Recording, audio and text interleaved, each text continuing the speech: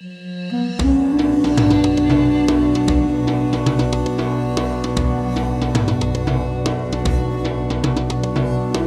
Taneja, India's leading energy expert. Narendra, I wanted to get your thoughts on the story breaking out of Europe overnight that finally there does seem to be there's a EU-India summit in Brussels yesterday on meant to be focused on tech and trade, but inevitably the sanctions on Russia and the India's import of discounted Russian oil being essentially a loophole inside the sanctions is sort of bubbling up as a possible divisive issue there.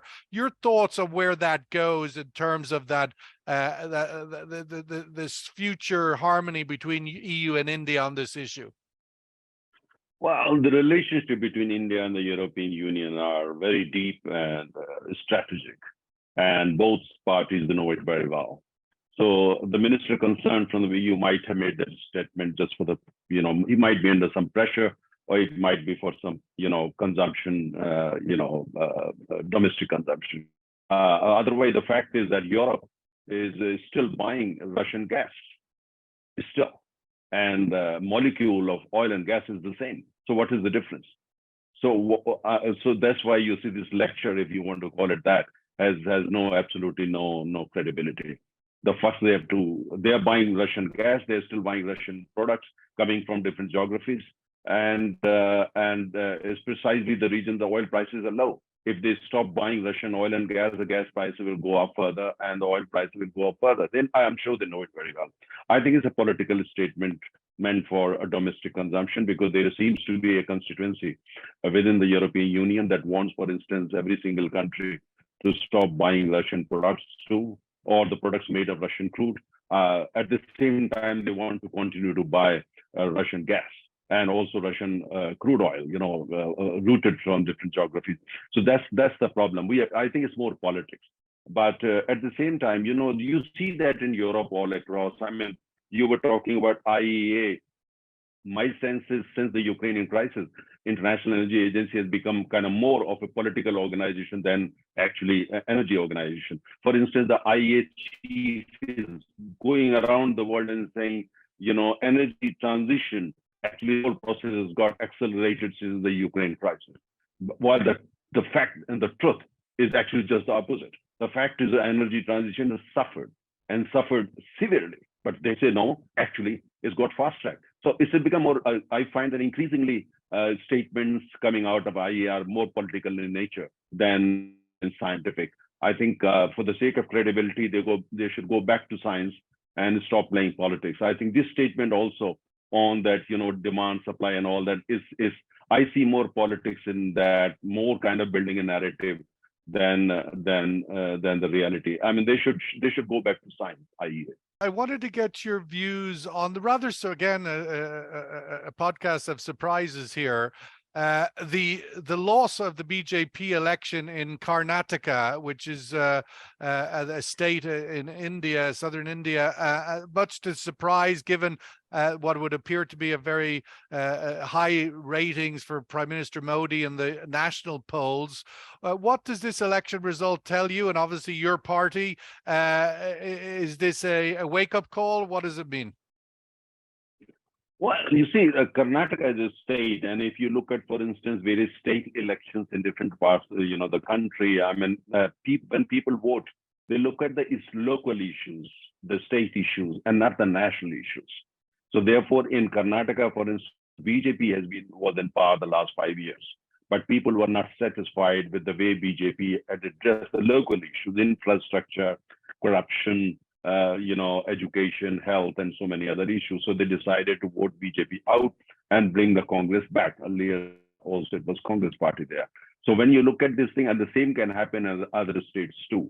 I mean, in southern part of the country, a majority of states are actually ruled by non-BJP parties.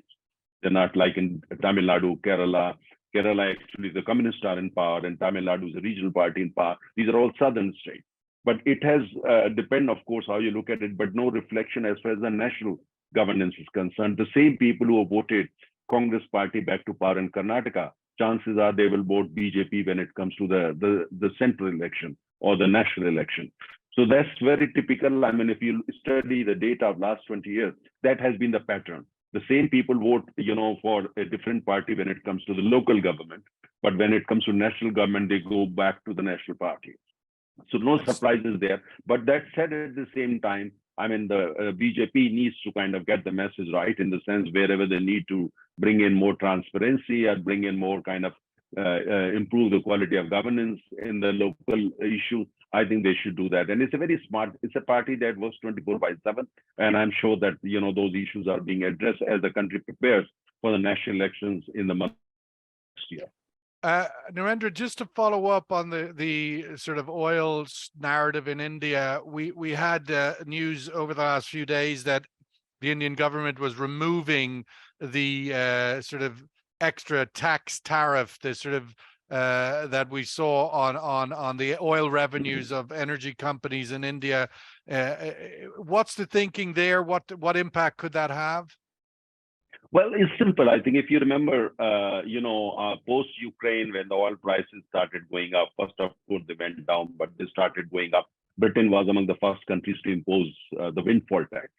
And Indian government decided to impose windfall tax on upstream companies and also downstream, because they were both making good money. Upstream because domestic players, but they get the same, they're paid on the same basis as the Brent, for instance, on that particular day. So this, and we also noticed that we are also net exporter of petroleum products, a big exporter. We export to roughly 106 countries across the world. So, and they were making good money, buying Russian crude, refining and exporting. So that means they were making very good margins. So the government decided to impose, because the gross refining margin gone up, so they decided to impose this windfall tax. But now the situation is slightly different. Russian oil is still, more attractive, but not as cheap as it used to be, let's say 7 months ago. Therefore, the windfall tax from both refiners as well as the upstream players is gone now, and is regime back to normal. That's the promise the government made. The government idea is that let the economics take its own kind of, do its own function. And the government intervened only when they think that they need to impose a tax and use that money to give some relief to the ordinary consumer. That was the philosophy. But now there is no windfall tax and it's all back to normal. And as you know, the Russian imports are still attractive for Indian refiners. Those who find it attractive, they are still importing and also, exporting products to different geographies. So we have not imposed any sanctions, as you know.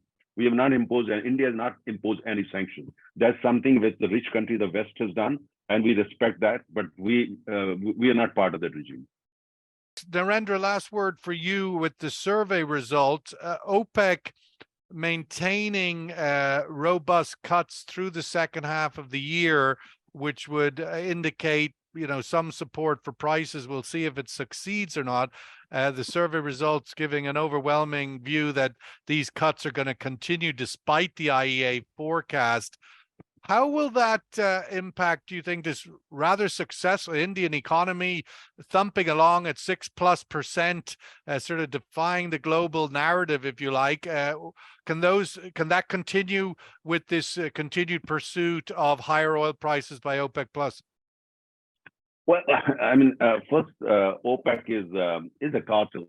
We know the behavior of a cartel like that, but it's a lot more about Saudi Arabia, and plus the kind of equation they have and they've enjoyed, which my sense is they still continue to enjoy, is with Russia, and that plays a very important role. But as far as our economic numbers are concerned, as long as oil is in the region, let's say $80 per barrel. Then I think the Indian economy can absorb it and continue to grow. But if crude goes beyond $100 per barrel, let's say $100 per barrel, some experts are projecting, then we are in a slightly difficult space, because our economy is still an oil economy and we are heavily dependent on imports. In fact, our dependence on imports for crude has now gone up to 87.5%. And demand at the same time is also. So therefore, if the prices go, let's say, beyond that $80 per barrel, then of course it will be very bad news for India. But India is constantly in touch with Saudi Aramco, Kuwait, and all the GCC countries, and at the same time, with non-OPEC country like the United States and also Russia to make sure that the oil prices remain in that region. Let's not forget that only just before Ukraine war, we saw India, China, Japan, and the United States actually joining forces. And they release oil from their reserves in order to make sure the oil prices are kept low. So that was the first time it ever happened. All these countries come together. So which means that the template is there, and if required, that might be used again. And do you Saudi think? Arabia, Do you, Narendra? Do you view? I mean, we seem to have a divergence of views now between the two major multilateral agencies, the IEA, which we talked about, which were, you had indicated you believe they're kind of drifted into the political weeds, but nonetheless, they're forecasting a robust demand growth, and OPEC are by action forecasting a weak demand growth because they're cutting quite aggressively. Which one do you think is a better reflection? Because obviously it's all about where Asia goes. And India is clearly growing robustly. India or China is a little bit uncertain. Where do you think Asia goes in the second half of the year? Which of these two narratives do you support, IEA outlook or OPEC? This is a very interesting question. My with all due respect to OPEC and IEA and to Neil, who is on the panel, I don't trust OPEC at all, and I don't trust IEA. These are organizations created for a different purpose, necessarily transparent, honest, and scientific. I don't think so. These are both political organizations, and behind that is basically they want to protect the interest of the member countries. That's their job, and I appreciate that and understand it. But as far as the numbers are concerned, the research reports, I know Neil had been the editor and all that, but I don't trust them at all. And similarly, there are many other private organizations. There's some so-called big banks, some big investment banks, big names. I mean, just study their reports in the last 10 years. They have heavily invested in, they trade and they invested. So I don't trust them at all. I trust numbers of only independent think tanks. Unfortunately, very, very few such think tanks who do honest work. These are all motivated. Some of them are political. So I don't any of these reports. If you are a country, you do your own work and you do your own numbers. People like me and Neil, we can do that. And therefore, I say the projections here, these are basically to manipulate markets. So those who trust them blindly, they should be careful and cautious. Don't trust either of these organizations blindly. Take their numbers, but then you use your own brain, use your own mechanism, put your own analysis into it, and then come out with this thing. But blindly, don't trust them. And also similarly, they're very big names, especially in the Western part of the world. People, once they say something is quoted globally, but I don't trust them. So as I said, unfortunately, there is no independent organization, a think tank, which is doing transparent, honest work so that one can actually trust reports or the outcomes or projections blindly. But there is no such institution on the planet so far. Okay.